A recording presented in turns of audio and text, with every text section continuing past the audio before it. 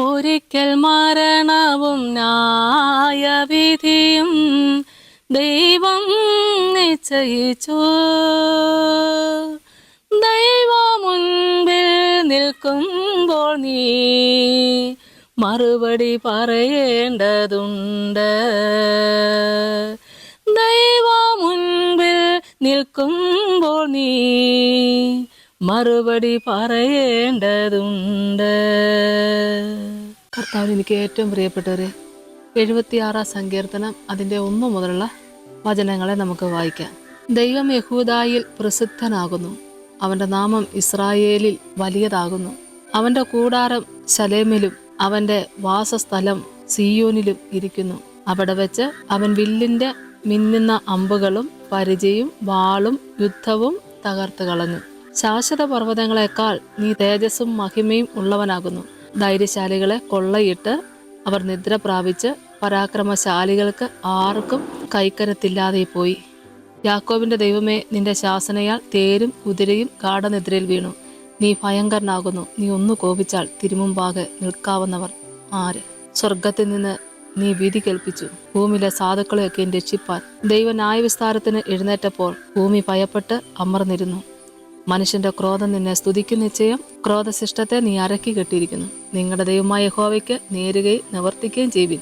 അവന്റെ ചുറ്റുമുള്ള എല്ലാവരും ഭയങ്കരനായവന് കാഴ്ച കൊണ്ടുവരട്ടെ. അവൻ പ്രഭുക്കന്മാരുടെ പ്രാണനെ ഛേദിച്ചുകളയും. ഭൂമിയിലെ രാജാക്കന്മാർക്ക് അവൻ ഭയങ്കരനാകുന്നു.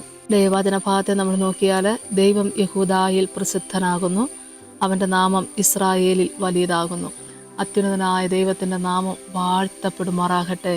ആമേൻ. ഹല്ലേലൂയ. സ്തോത്രം. ദേവഗണങ്ങളിൽ അത്യുന്നതനായ ദൈവം, ആ ദൈവത്തിന്റെ നാമം വാഴ്ത്തപ്പെടുമാറാകട്ടെ.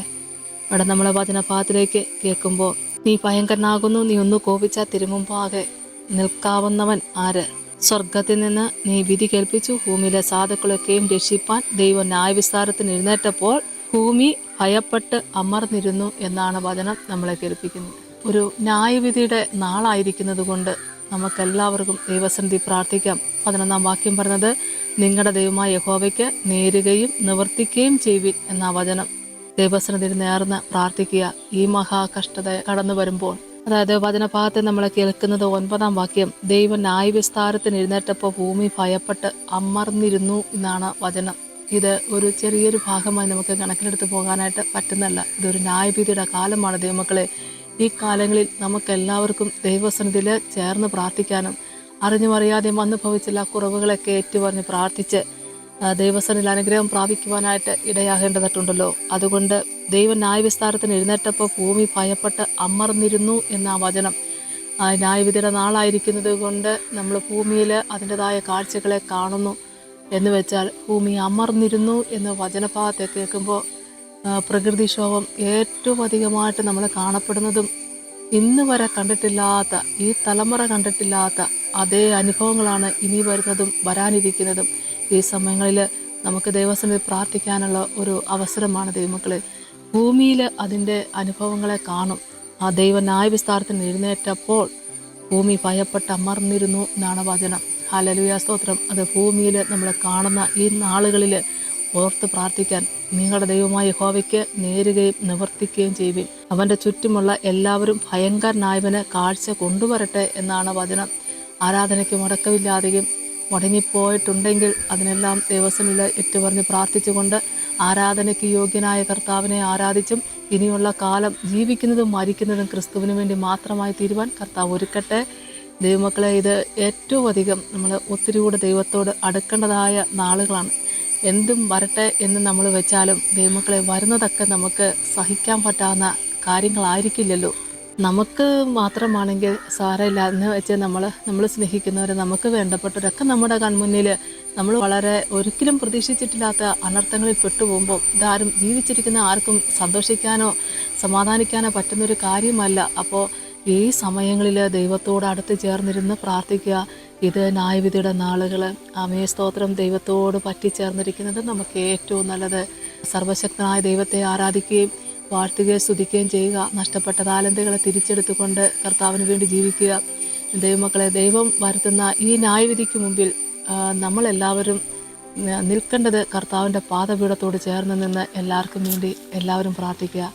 ദൈവം നമ്മളെ വഴി നടത്തും. തീർച്ചയായിട്ടും കർത്താവിൻ്റെ ഉള്ളംകരങ്ങളിൽ ദൈവം നമ്മളെ വഹിക്കും. ആമേൻ. അത് ഈ ആപത്തുകൾ ഒഴിഞ്ഞു പോകുവോളം ആ വിരിച്ച ചിറകിൻ മറവിൽ മറയ്ക്കണേന്നൊരു പ്രാർത്ഥന മാത്രം വയ്ക്കുവാൻ ദൈവം ഇടയാക്കട്ടെ.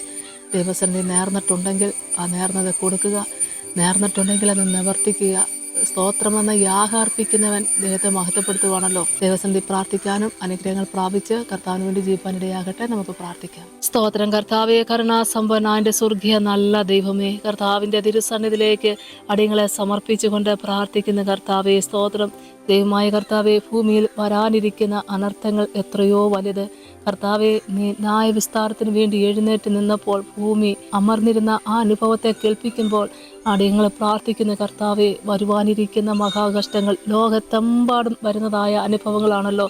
ഇതിൽ നിന്ന് കർത്താവെ, വിശ്വാസത്തോടെ വിനയത്തോടെ പ്രാർത്ഥിച്ച് രക്ഷ പ്രാപിപ്പാൻ ദൈവം സഹായിക്കണമേ എന്ന് പ്രാർത്ഥിക്കുന്ന കർത്താവെ, ദൈവത്തിൻ്റെ സന്നിധിയിലേക്ക് നോക്കിക്കൊണ്ട് കർത്താവെ, അറിഞ്ഞും അറിയാതെയും വന്നു ഭവിച്ച എല്ലാ തെറ്റുകുറ്റങ്ങളും ഏറ്റുപറഞ്ഞ എല്ലാവർക്കും വേണ്ടി അടിയൻ പ്രാർത്ഥിക്കുന്ന അടിയൻ്റെ മഹാപാപത്തെ ദൈവം ക്ഷമിച്ചുകൊണ്ട് ഈ പ്രാർത്ഥന ദൈവം സ്വീകരിക്കണമേ എന്ന് പ്രാർത്ഥിക്കുന്ന കർത്താവെ, എല്ലാവരെയും ദൈവം കാത്തുകൊള്ളണമേ. എൻ്റെ കർത്താവെ, വരുവാനിരിക്കുന്നത് വരും, അത് സംഭവിക്കുക തന്നെ ചെയ്യുമല്ലോ. വചനത്തിന് മാറ്റമില്ലല്ലോ കർത്താവെ.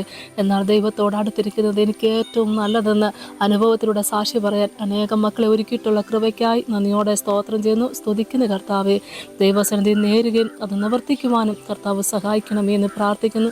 നഷ്ടപ്പെട്ട താലന്തുകൾ തിരിച്ചെടുത്ത് കർത്താവിന് വേണ്ടി ജീവനിടയാക്കണമേ. പിതാവിൻ്റെയും പുത്രൻ്റെയും പരിശുദ്ധാത്മാവിൻ്റെ നാമത്തിൽ അപേക്ഷിക്കുന്ന കൃപയോടെ കേൾക്കണമേ. ആമേൻ. യേശുവേ സ്തോത്രം.